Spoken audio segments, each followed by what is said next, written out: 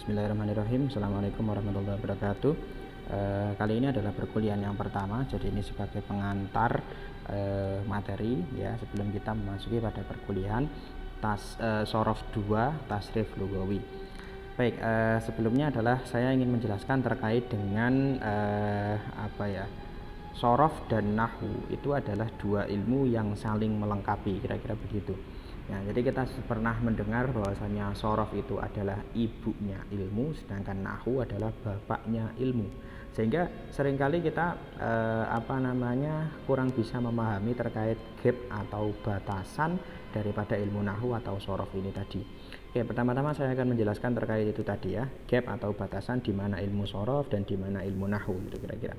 Nah, kira-kira kalau dalam ilmu Nahwu itu yang dibahas adalah satu, dia membahas tentang perubahan akhir kalimat. Jadi perubahan itu ada di akhir kalimat. Nah, kemudian yang kedua, perubahan yang terjadi dalam ilmu Nahwu itu kalimatnya adalah berada di dalam struktur. Jadi dia berada dalam struktur susunan kata, entah itu berupa jumlah mufidah, entah itu berupa frasa ya atau tarkib ya, frasa atau tarkib, ataupun bahkan dalam paragraf yang lebih besar. Intinya dia berada di dalam struktur sehingga ada ada semacam hubungan ya, ada hubungan kalimat antar kalimat gitu.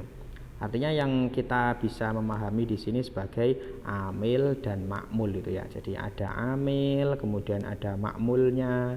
Nah, jadi dalam nahwu kita tentu akan akrab ya dengan pembahasan amilnya apa gitu, karena perubahan akhir dalam nahwu itu dipicu oleh amil, perbedaan amil yang masuk, sehingga nanti apakah menjadi fa'il, apakah menjadi maf'ul bih ya, apakah menjadi hal, apakah menjadi maf'ul mutlak dan lain sebagainya.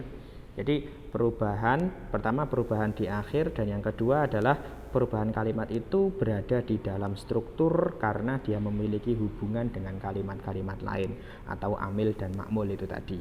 Nah, sedangkan dalam Shorof ya, kalau dalam Shorof itu dia membahas perubahan itu tidak hanya di akhir, tapi perubahan tersebut itu berada di dalam tubuh kalimat itu tadi atau dalam bodi kalimat. Jadi tidak hanya di akhir saja, bahkan hampir keseluruhan dari kalimat itu tadi.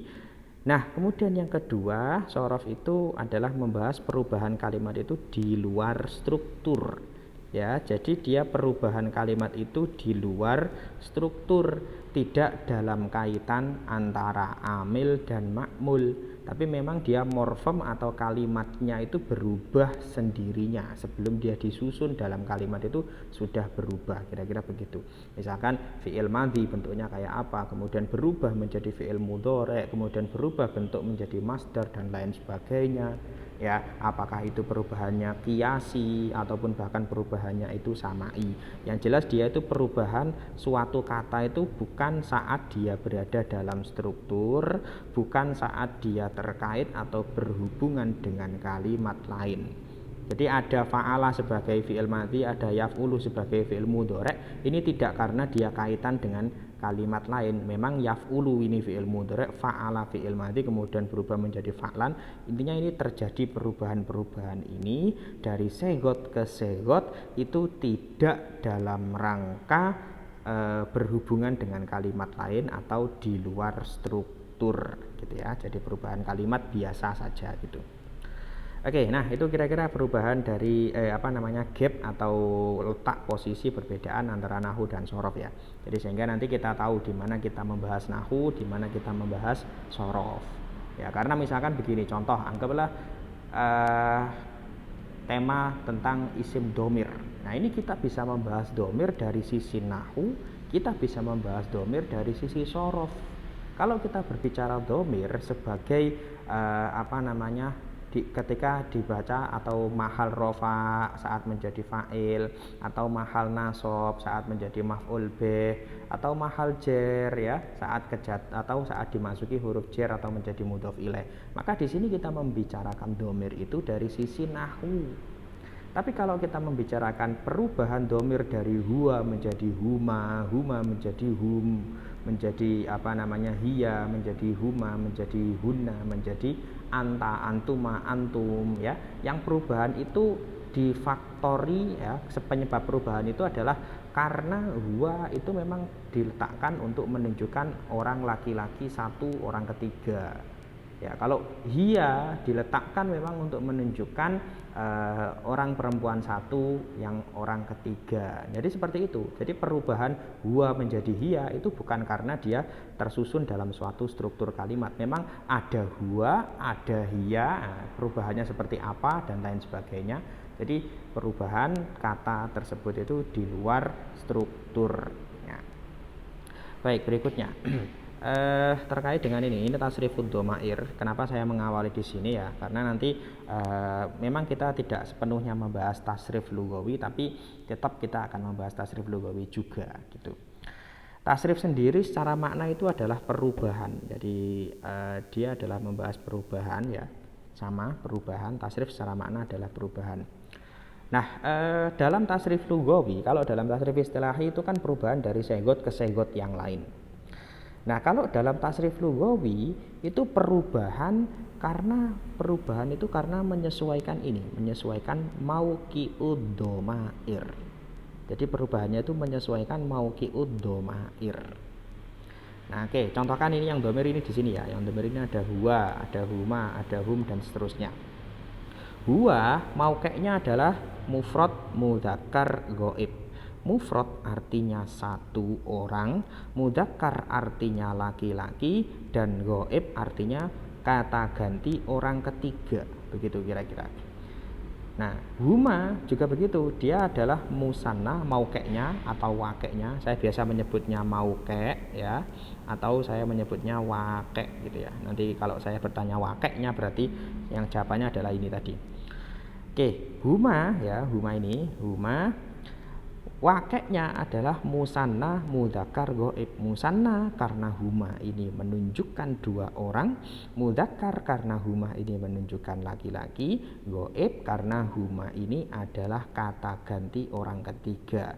Nah, begitupun seterusnya, hum juga begitu, hiya juga begitu, huma, huna, anta juga begitu. Anta misalkan, anta waqi'nya adalah mufrad mudzakkar mukhathab. Mufrad karena anta menunjukkan satu orang, mudzakkar karena anta ini menunjukkan laki-laki anta, ya, kalau perempuan kan anti. Nah, mukhathab karena anta ini menunjukkan orang kedua. Nah, orang kedua, kamu itu berarti orang kedua gitu. Nah, jadi ketika nanti ada pertanyaan waqi'nya apa, maka jawabannya adalah 3 poin ini, mufrad, mudzakkar, ghaib begitu. Oke, nah kira-kira begini. Kan ada 3 poin ya. Yang pertama menjawab waqi' itu. Mufrad berarti kalau tidak mufrad maka musanna gitu kan. Kalau enggak musanna maka jamak. Kemudian yang kedua adalah kalau enggak mudzakkar berarti ya muannas gitu. Nah, kemudian yang ketiga adalah apakah ghaib, ya, apakah mukhathab, dan yang terakhir apakah mutakallim gitu. Nah, misalkan contoh. Jadi kita menentukan waqi'. Anggaplah saya bertanya pada sampean ya. Saya bertanya anti, ya, anti ini waqi'nya apa? Maka kita cek anti maknanya adalah kamu perempuan satu. Ya. Berarti kalau ini menunjukkan satu maka tentu ini adalah mufrad, ya. Perempuan berarti di sini tentu adalah menunjukkan makna muannas, dan kamu itu adalah kata ganti orang kedua berarti adalah mukhathab, ya. Maka anti waqi'nya adalah mufrad muannas, ya, mukhathab. Oke, nah kita cek anti. Oke, anti mufrad muannas mukhatabah ya. Berarti begitu ya. Nah, oke, kira-kira sederhananya begitu untuk mengetahui mawaqi' atau mengetahui mauqi' atau waqi' tadi itu. Nah, itu tadi dari dhamir. Nah, kemudian dalam tasrif lugawi itu yang ditasrif termasuk kalimat fi'il juga. Nah, makanya di sini ada fi'il madhi, ada fi'il mudhari', ada fi'il amar. Nah, fi'il madhi misalkan ini fa'ala yang biasa. Saya tanya, fa'ala wakeknya apa? Nah, fa'ala ini adalah sesuai dengan domir yang dikandungnya. Ya, domir yang dikandungnya sebagai fa'il, gitu ya. Jadi fi'il dan fa'il itu kan seperti pasangan yang tidak ada salah satunya. Ada fi'il, maka harus ada fa'il. Dan antara fi'il dan fa'il itu memiliki kecocokan, harus cocok. Kalau satunya mu'annas, maka satunya dimu'annaskan. Kalau satunya mudzakkar, maka satunya mudzakkar, dan seterusnya, begitu ya.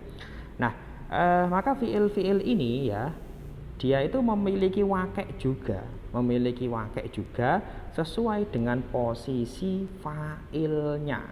Sehingga termasuk misalkan ini, termasuk misalkan contoh fa'ala. Fa'ala ini wakeknya apa? Fa'ala ini menunjukkan fa'il yang mufrad, mudzakkar, dan ghaib. Berarti fa'alan ini nanti fa'ilnya adalah zaidun. Zaidun itu untuk satu orang, mudzakkar untuk laki-laki, dan ghaib untuk untuk kata ganti orang ketiga gitu. Jadi intinya ada domir-domir yang tersimpan di dalam fi'il madhi sampai di bawah ini, sama juga ada domir-domir yang tersimpan dalam fi'il mudhari' yaf'ulu sampai dengan naf'alu ini tadi. Nah, domir-domir yang tersimpan di dalam fi'il itu tadi adalah menunjukkan mauqe'nya atau menunjukkan wakek daripada fi'il tersebut. Contoh misalkan ini ada fa'alta, ya kita ambil contoh ini. Fa'alta ini wakeknya apa? Oke, mari kita cek. Bismillahirrahmanirrahim.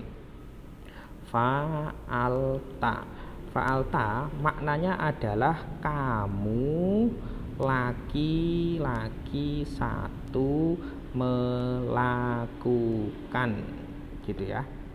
Nah, maka kita cek fa'alta ini fa'ilnya adalah kamu. Kamu itu berarti mukhathab. Laki-laki berarti dia mudzakkar, ya. Kemudian satu berarti dia adalah mufrad. Maka fa'alta, fi'il fa'alta wakeknya adalah mufrad, mudzakkar, mukhathab. Oke, mufrad, mudzakkar, mukhathab. Mari kita cek. Fa'alta wakeknya adalah mufrad, mudzakkar, mukhathab. Oke, sekarang kita pindah kepada fa'altunna. Oke, mari kita cek fa'altunna. Dia wakeknya apa? Tunna, ya. Fa'altunna. Artinya fa'altunna adalah kalian perempuan banyak melakukan. Kalian itu berarti orang kedua, ya. Kalau kamu orang keduanya cuma satu, kalau kalian berarti orang keduanya banyak, lebih dari satu. Maka berarti di sini maknanya adalah mukhathab. Saya hapus dulu bentar. Nah, kalian itu berarti kata ganti orang kedua, maka mukhathab. Kemudian perempuan, maka berarti di sini muannas, dan yang terakhir banyak, ya, banyak berarti itu menunjukkan makna jamak. Maka fa'altunna di sini wakeknya adalah jamak muannas mukhathab. Nah, kita cek jamak muannas mukhathab ya. Fa'altunna jamak muannas mukhatabah. Oke, ya sudah benar. Nah, itu tadi ya terkait dengan domir ya. Domir itu adalah kata ganti kan. Jadi kata ganti. Maka kata ganti itu ada yang orang pertama, ada yang orang kedua, ada yang orang ketiga. Kalau orang yang pertama itu adalah saya, gitu kan. Orang kedua adalah kamu, ya, saya atau kami, ya, saya atau kami. Kemudian orang kedua itu kamu atau kalian. Kemudian kalau orang yang ketiga itu dia atau mereka, kan gini. Nah, kata ganti orang pertama ini disebut dalam bahasa Arab dengan mutakallim, ya. Kalau orang kedua ini disebut dengan mukhathab. Nah, kemudian yang orang ketiga ini disebut dengan ghaib. Ya, jadi kata ganti orang pertama itu disebut dengan mutakallim atau bermakna saya dan kami. Kata ganti orang kedua itu disebut mukhatab atau kamu dan kalian, dan kata ganti orang ketiga itu disebut ghaib atau yang bermakna dia atau mereka. Gitu ya. Jadi kalau misalkan kita mau membuat garis-garis gitu maka seperti ini. Oke, kira-kira seperti ini ya. Kita kelompokkan domir berdasarkan wakilnya tadi. Untuk huwa ini jelas untuk makna mufrad ya, kemudian huma untuk musanna ya, kemudian hum ini untuk jamak. Jadi sampai ke bawah hiya itu juga gitu, mufrad, musanna, jamak, mufrad, musanna, jamak, mufrad, musanna, jamak. Untuk ana ini mufrad ya, dan nahnu ini bisa musanna dan juga atau jamak. Oke, nah huma sampai huwa, huma, hum ya, huwa, huma, hum ini adalah menunjukkan mudzakkar. Oke. Kemudian hiya, huma, hunna ini menunjukkan muannas. Anta, antuma, antum ini menunjukkan mudzakkar. Anti, antuma, antuna ini menunjukkan muannas ya. Ana dan nahnu tidak ada mudzakkar atau muannas, artinya bisa dua-duanya, bisa mudzakkar ataupun bisa muannas. Kemudian huwa, huma, hum, hiya, huma, huna ini adalah ghaib atau orang ketiga. Kemudian mulai dari anta, antuma, antum, anti, antuma, antuna ini adalah mukhatab atau orang kedua, dan ana, nahnu ini adalah mutakallim atau orang pertama. Oke, jadi begitu ya kira-kira. Wallahu a'lam.